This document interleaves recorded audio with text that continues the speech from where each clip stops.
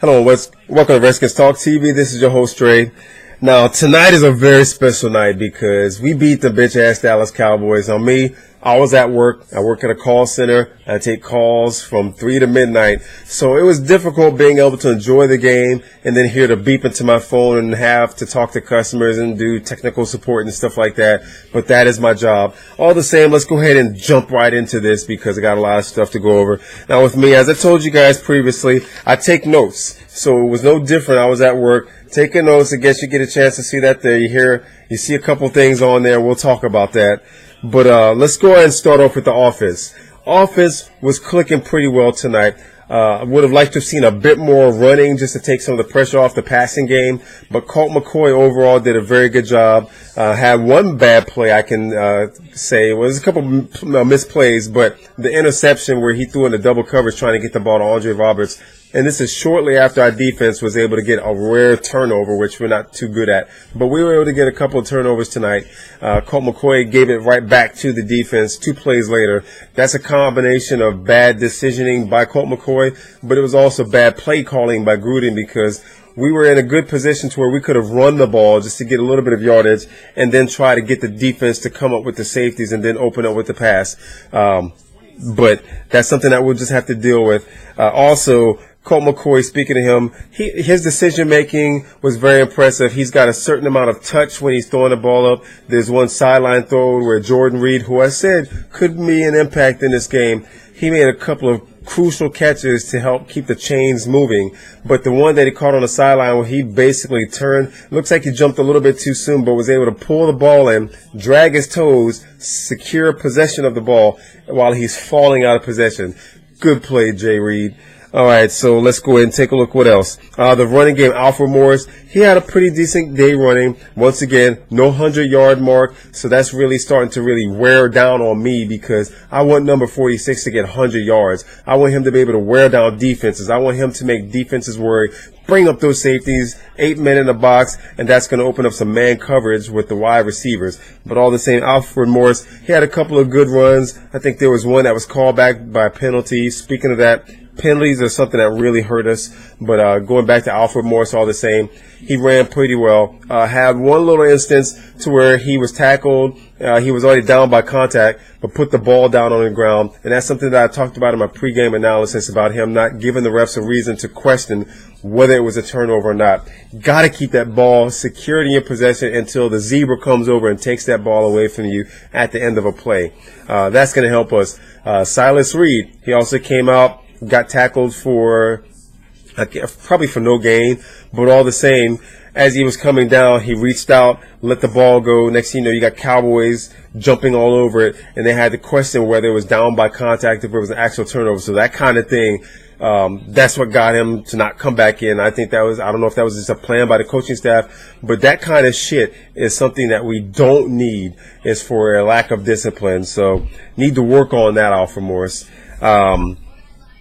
Deshaun Jackson, him coming over, that was the best decision for us to grab him because he's making some big plays. He didn't score any touchdowns, but down the field, he's a down the field threat. He's really making things open up for Pierre Garçon. He had a couple of plays, but I think the defense is more worried about Deshaun Jackson getting loose, so they're always going to have a safety over top just to help cover with Brandon Carr.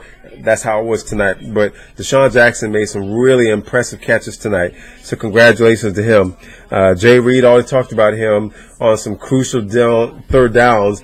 He was a go-to guy, and he was able to make a couple of impressive catches, so I'm really glad about that.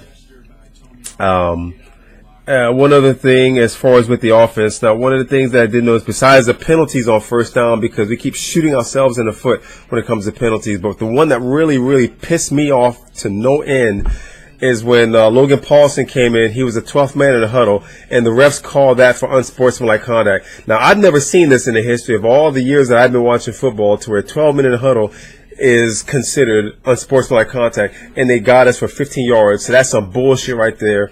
I think the refs on that game should get docked a paycheck for that game, or have a little bit of that money taken out, because that was a piss poor call that could have really, really hurt us. I mean, anytime we get a penalty, it hurts us anyhow. But for something like that, which is typically like a 5-yard penalty, they catch us for 15 yards, all because Paulson was the 12th man in the huddle. What kind of bullshit is that, reffing staff? Come on, man. That's some straight up bullshit. Now switching over to defense. Defense held out. I mean, they did the damn thing. There were a couple times where they, especially when Brandon Whedon came in and he was able to get 2 scores out of that. But overall, the defense played pretty well. In particular, Bashaud Breeland, he earned his money tonight. He's trying to stake a case for him being a starter and him covering one of the best wide receivers. Not the best, but one of the better wide receivers in the league with Dez Bryant. He was blanketing him. He was doing everything that he could.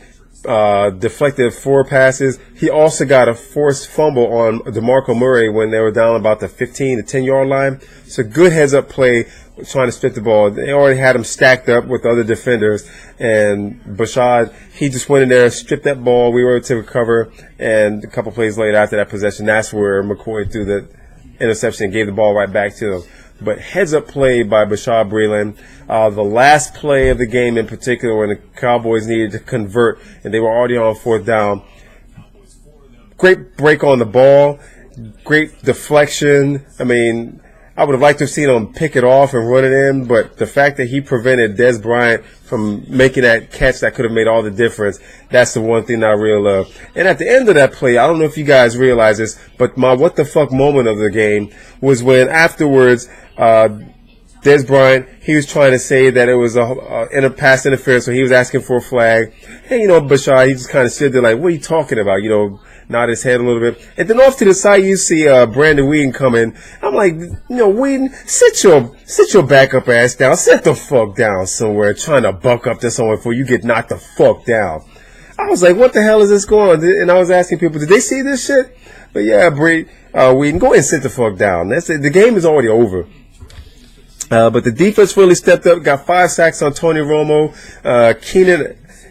Keenan, he's really showing why he should be in the league. Keenan Robinson, put Tony Romo out of the game. I was hoping they would let him back because with the Cowboys losing, I don't want them to make excuses about why they lost because Romo wasn't in the game. Keep in mind, we got our 3rd-string quarterback, so he came in, not necessarily cold, but he came in to do the damn thing with a week's worth of preparation.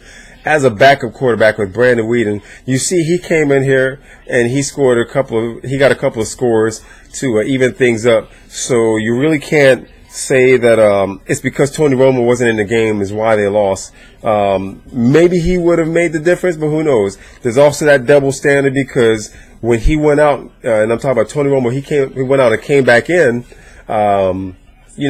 only thing that happened is people were questioning whether it was too soon for him to come back. But had he won that game for the Cowboys, he would have been the greatest thing since Jesus Christ walking on water. So, that's where the double standard is because, like I said, you talk about Robert Griffin III, and I really apologize for getting off subject with this, but you talk about Robert Griffin III, who people say is injury prone, but he had one knee injury back in his rookie season. He had just had his brace on with the second season. He had some dings, but nothing really noteworthy to complain that he's injury prone. And then he had the ankle injury, which is fluke, by the way, for this year. So it's basically 2 major injuries in 3 years. Tony Romo on the other side, he got hurt against us last season, hurt his leg, hurt his back, and then he hurt his back again this season. Now, would you consider that injury prone? Because a lot of people say no. But Robert Griffin III, when he gets out of the pocket, people are saying he needs to protect himself better. Shut the fuck up. Let the man play the game. It's a contact sport, motherfuckers. Anyway, back to the defense. They did the damn thing, got sacks on Tony Romo, got some good pressure in the later part of the game, which we could have used at the earlier part of the game. But overall, they imposed their will, especially in overtime, because they were able to get those 3 and outs and forced incompletions and everything. So good job. But Breeland, he deserves defensive rookie of the week this week. Heads up play, so congratulations to him. Special teams, there were no gaffes on special teams. Dwayne Harris didn't run amok. on us like he did last season, so we were able to contain him. Really not much more I can say about this game. This was a complete effort. Everyone did their part. There were some mistakes that were made. McCoy was able to acknowledge that. Chris Chester on the offensive line, you hear me talk about his ass all the time, number 66. I think he's still a liability. He did allow for McCoy to get sacked one time, and it's just shit like that with a breakdown and his ability to hold the line. That's we already benched Tyler Columbus. We just need to go ahead and bench Chris Chester. Let Moses in, let him play at guard. I know he's originally drafted as a tackle, but let Moses play at guard. Tom Compton, he did okay, but from that right side it's difficult to run because defenders were shedding the blocks from Compton as well as Chris Chester. And even Trent Williams gave up a sack in part of the game that really hurt us. That really pissed me off because he should know better. But anyway, that pretty much sums it up for this analysis of the game. I enjoyed it. Now I get to go to work tomorrow because a lot of people were saying how the Redskins were going to lose. Got family members and friends on Facebook that were talking all mad shit. But now all I hear is crickets. So that's just typical when it comes to Cowboy fans. Talk a whole bunch of shit because of that record, but next thing you know, they find themselves losing. And this is just the beginning for them. So once again, fuck the goddamn Cowboys. But anyway, I'm going to go ahead and leave it at that. But to my Redskins family, hail to the Redskins.